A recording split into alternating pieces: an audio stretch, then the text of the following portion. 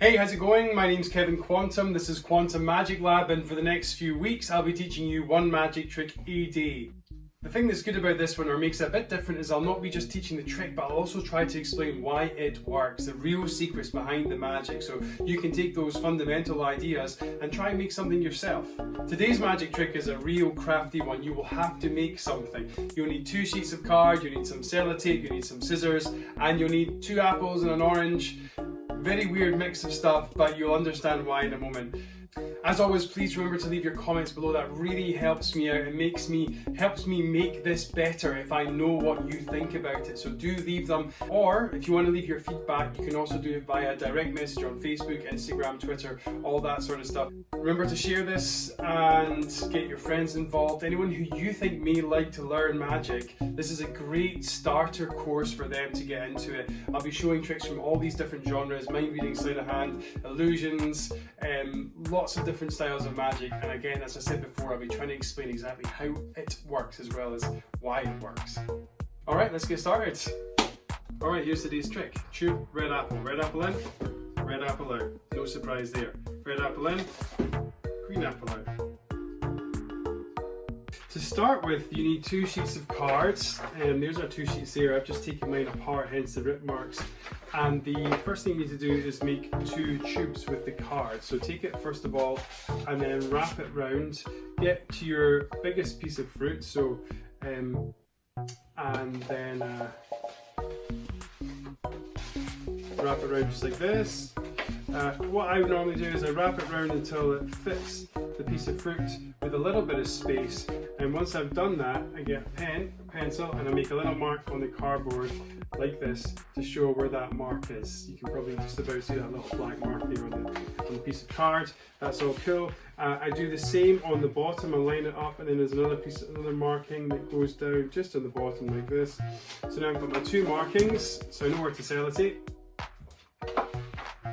And then I get my other piece of card and I put the same markings on that piece of paper, so I line it up nice and big, and the pencil comes into play and a little marking there, and then the same thing at the other end as well, a little marking there. So now I've got my markings on my piece of paper just like this. Okay, so you get your first piece of paper. We'll deal with that one just now. Lovely drawing that my little daughter put there on the inside of it. And you fold it round so the first piece lines up with your first mark. Try and get the edges lined up. Once you've done that, grab a piece of sellotape and stick that down just like so. And you've got one in place. And then do the same on the other side. So line it up with the piece of pen marker, and then a piece of sellotape, and line that up just like so. And if you want, put the piece down the middle as well, like that. So you're now going to do exactly the same with this tube over here.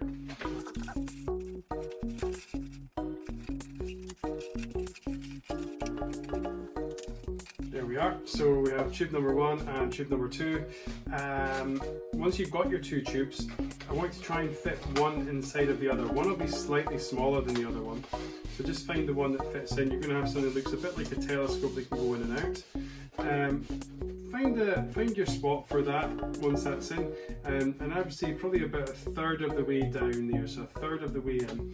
That's a good place. You're going to get your roll of sellotape, stick it on, and then just go all the way around.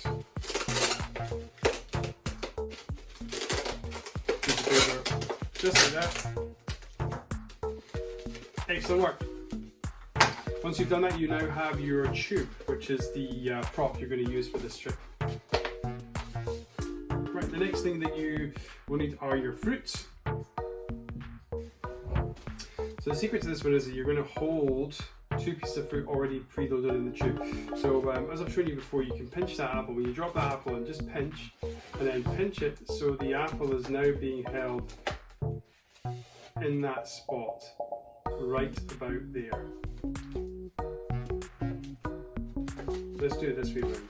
So drop the apple and hold your hands about 1/3 of the way down, drop the apple and pinch it, and then grab it so you're holding it with your fingers. Then take the green apple or your orange and chuck that on top of that apple. So you've now got 2 pieces of fruit in there.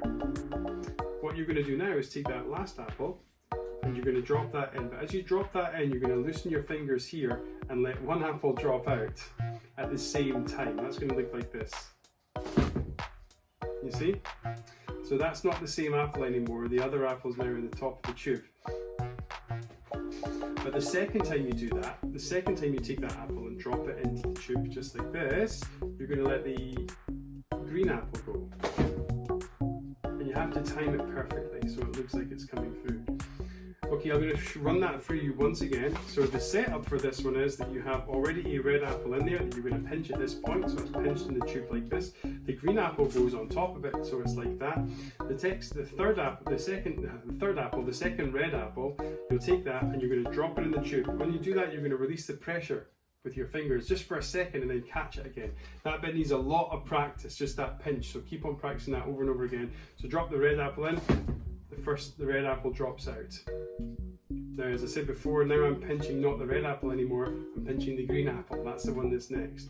As you drop this one in, you're going to drop the green apple out, and that's the secret, that's the method, that's how to do it. This one needs a lot of practice.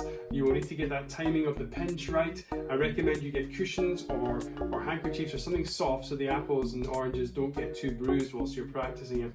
It's such a fun trick though, how to turn an apple into an orange or a green apple into a red apple, however you want to do it. Have a play with this one, hope you have fun with it. So the science behind this one is really down to gravity. That's the idea. Gravity travels or accelerates objects on the Earth at 9.8 meters per second, almost 10 meters per second squared.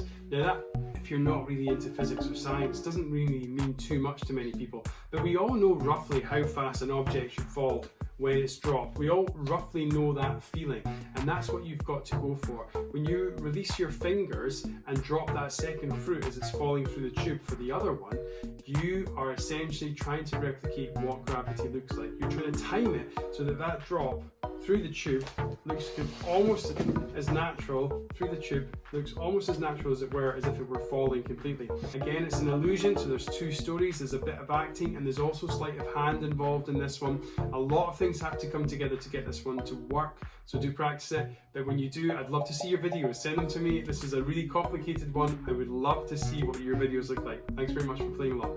Hey, thank you so much for joining me for Quantum Magic Lab. I can't believe we've already done 1 week. If you're just joining us for today, feel free to binge watch some of the earlier lessons. Probably best to start them in sequence because the first one always has the instructions and also the props that you'll need for the second one, so you can get prepared for each of the lessons.